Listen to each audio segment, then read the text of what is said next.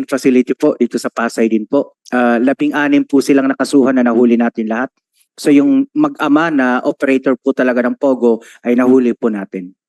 Okay. So wala kang picture dyan na pwede makita dito? Or siya ba yung sa video kanina na may hawak na Hindi po name ma'am, card? Iba yun po pa? ay isang fugitive pa po. Iba pa po yun doon kay Xiaolong. Mr. Honorable Senator, will ask the staff kung meron po kami dala to... Kahit To- makita lang dito sa akin. Yes sir, okay po. Yes sir, we'll do that sir. Thank you so Sala- much. Salamat, Thank you, Madam Chair. Senator Madam Chair. De May we La know the Rosa. relationship, Madam Chair?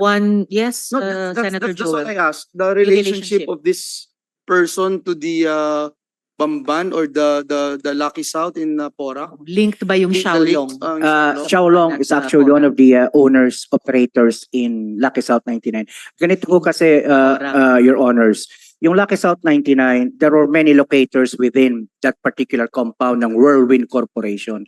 A good number of different Pogos were operating there. At yung isa po ay yung pinapatakbo ni Xiaolong. Okay. So nung nakatanggap po sila ng informasyon nung June 3, umalis na po sila. Okay. Quick question kay Miss Cassie Leong, Miss Cassandra. Kilala niyo po si Xiaolong? Hindi po, Madam Chair. Paano po posible yon? Kasi binabanggit po si Xiaolong in connection pareho sa Lucky South 99 at sa Whirlwind Corporation. Mula sa simula, yun lamang yung sinasabi mong konektado ka. One more time, Miss Cassie, kilala mo ba si Xiaolong na associated hindi lamang sa Lucky South 99, kundi pati sa Whirlwind? And I remind you, you are under oath. Ito yung unang pagsagot mo sa amin, so magandang totoo yung isasagot nyo sa amin. Kilala nyo ba si Xiaolong? No po, Madam Chair. Okay, tatanungin pa namin ikaw ulit sa mga susunod. Director, hindi, bago ko yung follow-up question ko kay Director, Miss Cassie, kasi meron din akong tanong sa iyo tungkol dun sa isa pang tao. We just got this information quite recently. Alam mo ba na ang ninong mo na si Duan Renwu ay wanted fugitive sa China? No po, Madam Chair. Pero ninong niya si Duan Renwu. Balik kay... You want to say something else, Miss Cassie? On the mic, please. Wala po, Madam Chair. Alright, matatanong ka Madam pa Chair, namin. Hindi- Senator hindi- Joel, before I hindi go na back po to ako- Director. Hindi na po ako makamove Director on because Casio.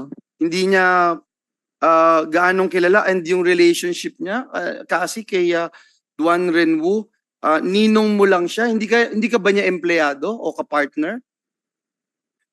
Partner po sa business.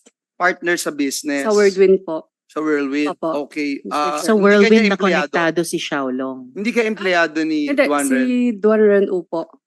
May ninong po. Bukod kay ninong mo na si Duan Renwu na tinatanong ngayon ni Senator Joel, yung Xiaolong na inulat ng PAOK sa Cebu ay konektado din sa Lucky South 99 at saka sa Whirlwind Corporation. Hindi ko po kilala, Madam Chair. That's impossible since ikaw ang boss sa... So Whirlwind. kasi Senator Joel. may question lang is dun lang sa Whirlwind kayo magka-partner ni Duan Renwu? You mean which? Sabi mo kasi magka-partner kayo sa Opo, negosyo. sa Whirlwind po. Whirlwind. Opo. Doon lamang wala na kayo ibang pinag-partneran? Like, No, you Kung meron answer the kang negosyo question. ka, We ask the Kung meron kang question. negosyo, meron ka pang ibang pinartneran, kung anong partner yon kasi magkasama kayo sa isang bahay, tama po ba? Kasi isa yung address nyo eh. opo. So, Tama okay. po, So, Mr. Chair. hindi ko iniisip na magka-partner kayo, partner-partner, dahil kagaya ni Alicel, hindi ko iisipin yon. But other than that, ng Whirlwind, may ibang partner pa kayo ni Duan Renwu?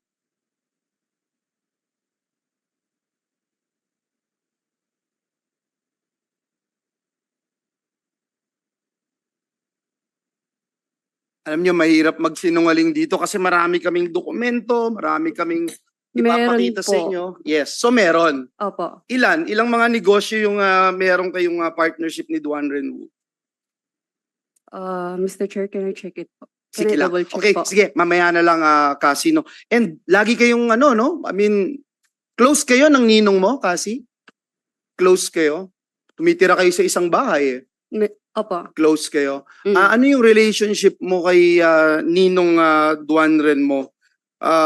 Magkasama kayo sa mga trips. For example, magkasama kayo sa trip sa Taipei. Natatandaan mo yun? Kasama si alias Alice at si Sheila. Natatandaan mo yung trip na yun? Opo. Question ko lang, bakit siya yung napili niyong kasama, si Ninong, sa isang barkada trip? Normal ba yun? Kung ang relationship mo lang, Ninong? Mr. Chair, speaking of Taiwan po, parang Chinese New Year po yata yun. Yes. Opo, tapos nag-aya po yung boyfriend ko, si Wesley Go, na pumunta po sa Taiwan. Tapos po niyaya ko po siya.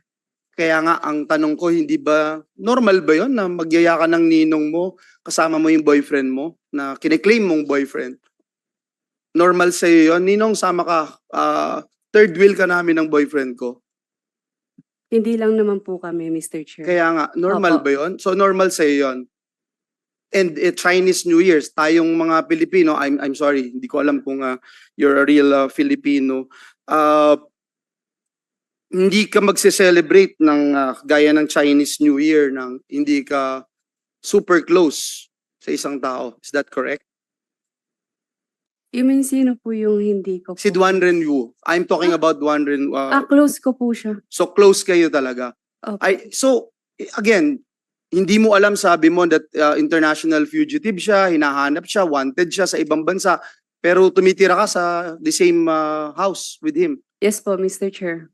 Ang dahilan at sabay kayong umalis noong June 11, bakit hindi mo kasama si Duan Renwu? Bakit siya yung ang kasabay mo, hindi pala si Wesley na boyfriend mo noong June 11? Noong June 11 po, travel po going to Singapore po. Yes, bakit Apo. hindi si Wesley ang kasabay mo? Bakit si Duan Ren? Nagkaayaan lang po. Si Duan Renwu, alam mo na isang dating police officer, Chinese police officer, alam mo po yun? Yes po. Marami ba siyang tauhan na Chinese military officials na nagpunta rin dito sa Pilipinas? Sa pagkakaalam ko po, wala po. Meron po kasi, no, marami pong nandito at sila yung tinuturong notorious dun sa mga torture chambers, mga kidnapping at mga crimes that committed here. Bakit ka nasa Malaysia nga pala, Miss Cassandra, with the Guo siblings?